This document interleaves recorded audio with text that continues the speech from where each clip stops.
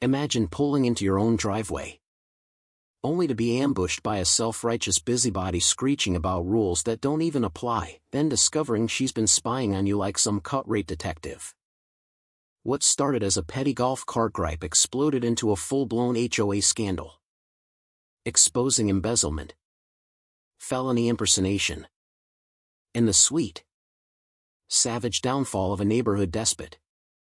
In the sun-dappled suburbs of Willow Creek Estates, a gated community in sunny California where every lawn was trimmed to perfection and every mailbox matched the HOA's aesthetic guidelines, lived Alex Rivera.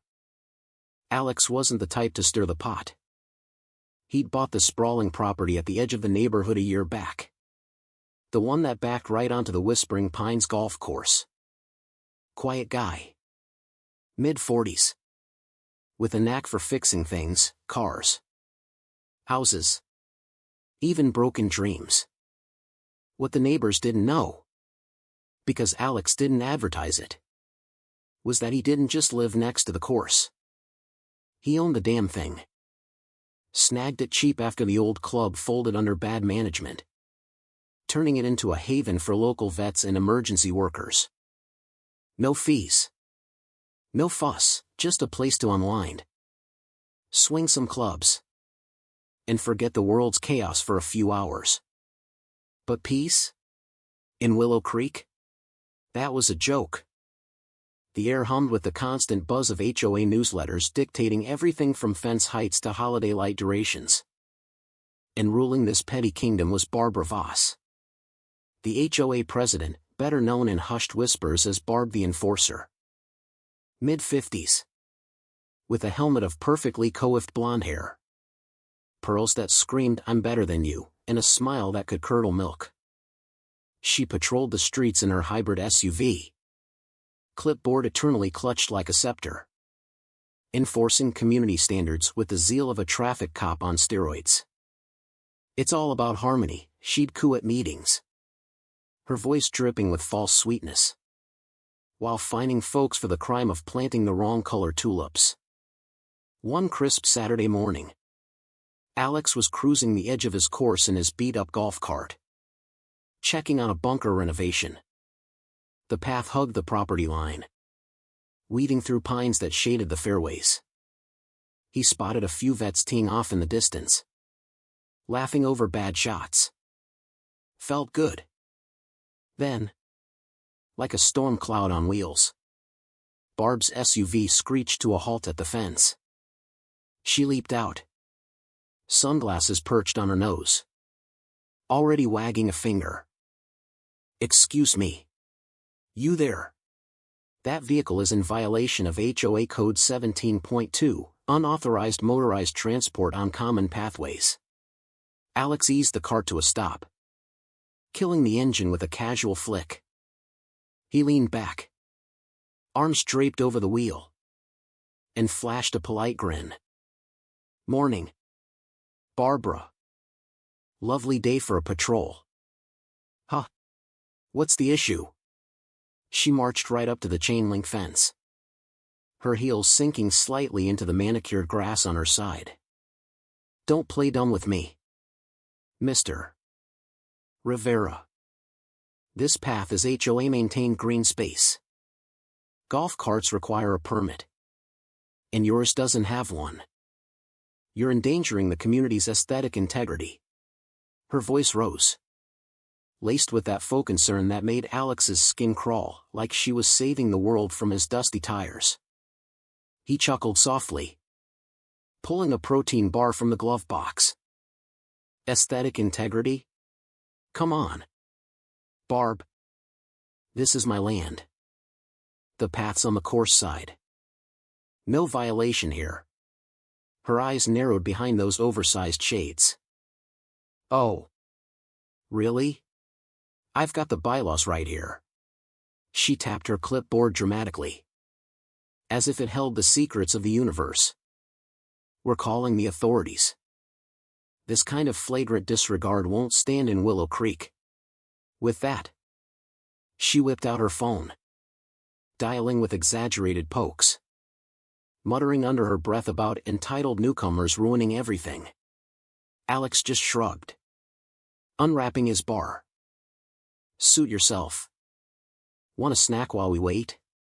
Got almonds too. She ignored him, pacing like a caged tiger, her pearls clinking with each step. Inside, Alex was already cataloging her overreach, her assumptions. He'd play nice for now, but he was watching. Always watching. The cops arrived in under 10 minutes. 2 officers stepping out of their cruiser with the weary look of men who'd dealt with HOA drama before. Barb was on them like glue, arms flailing. Officers, this man is trespassing and operating an illegal vehicle. He's disrupting the entire neighborhood. The lead officer, a burly guy named Ramirez, approached Alex's cart. Sir, mind explaining? Not at all. Alex reached into the dashboard compartment and handed over a thick envelope. Here's the deed. I own the golf course, paths, greens, the works. Bought it last year. Everything I'm on is private property. Ramirez scanned the documents, his partner peering over. Barb hovered nearby, her face twisting in disbelief. That's absurd. The HOA oversees these borders. It's in the covenants. Nope, Alex said calmly, popping an almond. Lease expired years ago. County records confirm it. Ramirez nodded slowly. Looks legit. Ma'am. No crime here. Barb's cheeks flushed crimson, her clipboard trembling. But he's mocking our standards. You can't just let this slide. The officers exchanged glances, the kind that said, not this again. Ramirez turned to her sternly. False reports waste our time, Miss Voss. Next one could mean charges. She stormed off to her SUV, slamming the door so hard the windows rattled. Alex waved cheerfully as the cops left. But he knew this was just the appetizer. A few days later, a certified letter landed in Alex's mailbox. The envelope stamped with the HOA's pretentious gold seal. He opened it on his porch, coffee steaming in the morning light. Inside, a notice of violation for unpermitted commercial operations adjacent to residential zones. Fine, $1,500. Attached was a grainy photo of 2 vets strolling the fairway, labeled evidence of unauthorized assembly. Alex's jaw tightened, but he kept his cool. Commercial? His course was donation-based. Invite only, no ads. No crowds. This was Barb twisting facts to fit her narrative. Probably snapped from her upstairs window like some nosy spy thriller reject. Harmony. My ass, he muttered, folding the letter. Time to escalate his way, quietly. He called his attorney, Sarah, a sharp-witted shark who'd handled property disputes before. They're bluffing, she said after reviewing the scan. No jurisdiction. But that photo? Creepy. Let's counter with a cease and desist. Alex agreed, but added a twist. He set up discreet trail cams along his property line, angled at the fences. Not to spy, to document. If Barb was watching, he'd catch her in the act. It didn't take long. 48 hours in, the cams pinged. Footage showed a wiry man in his 60s, khakis and a polo, sneaking through bushes on the HOA side with a telephoto lens pointed at the course, snapping pics of guests. Alex recognized him from HOA emails, Harold Finch, Barb's enforcement liaison, a glorified snoop who'd once fined a kid for a lemonade stand. Alex printed the stills and headed to the police station. This guy's photographing people on my private land without consent, he told the desk sergeant. Trespass by proxy. At least. The sergeant nodded. We'll pay him a visit. That afternoon, a patrol car rolled up to Harold's house. Alex watched from afar as Harold emerged. Flustered. Gesturing wildly toward the course.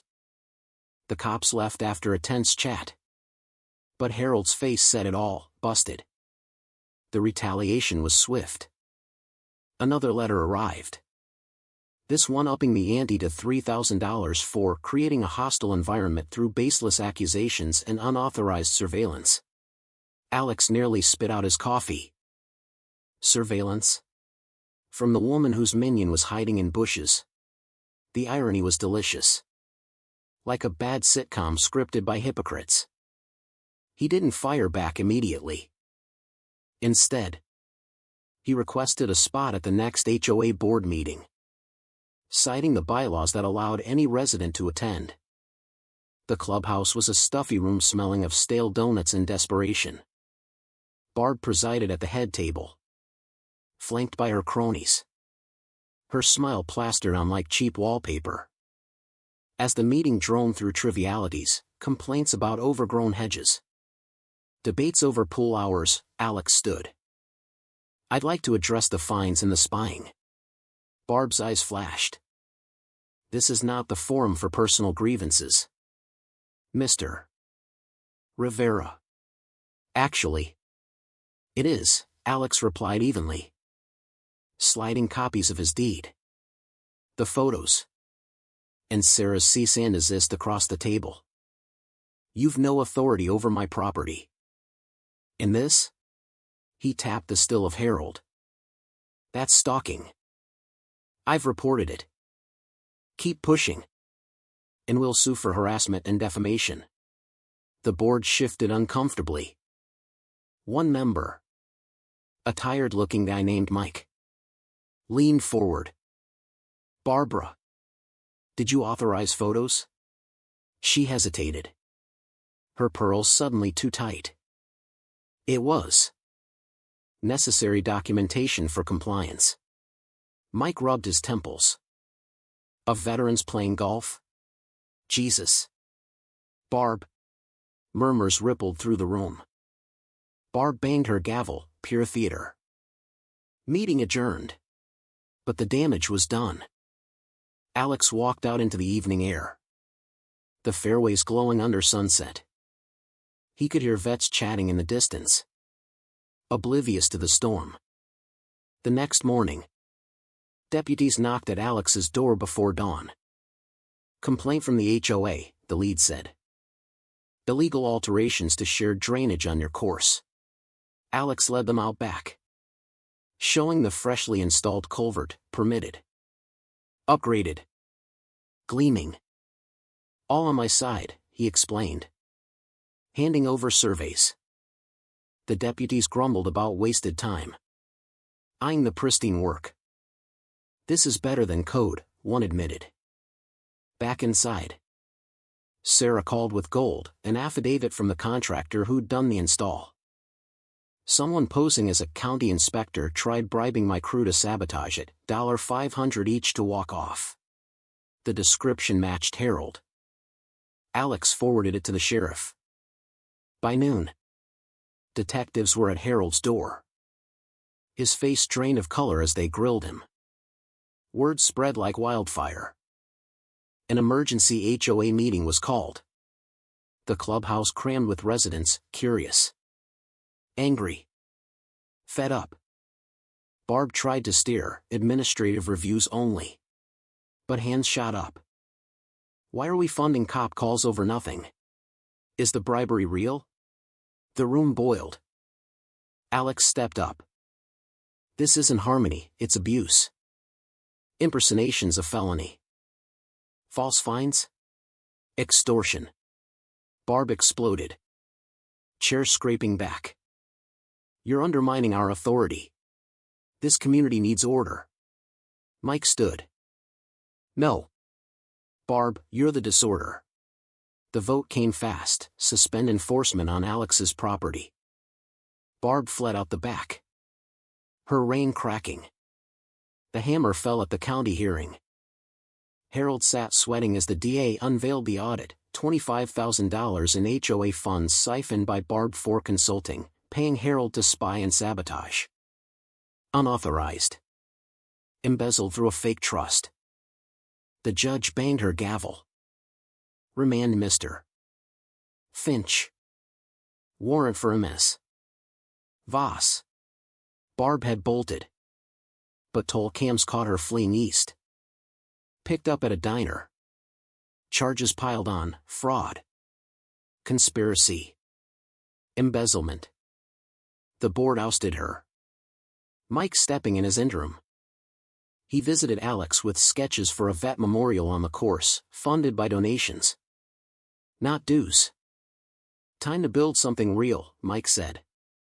Alex nodded. Watching firefighters practice putts under the stars. The neighborhood breathed easier, no more clipboard tyrants. Just folks helping folks. Kids biked freely. A community board sprouted for real neighborly stuff. But here's the kicker, in a world where rules mask power grabs. Was Barb the villain? Or just the symptom of a system begging for abuse? You tell me, was Alex right to fight back? Or should he have just paid the fines and played nice?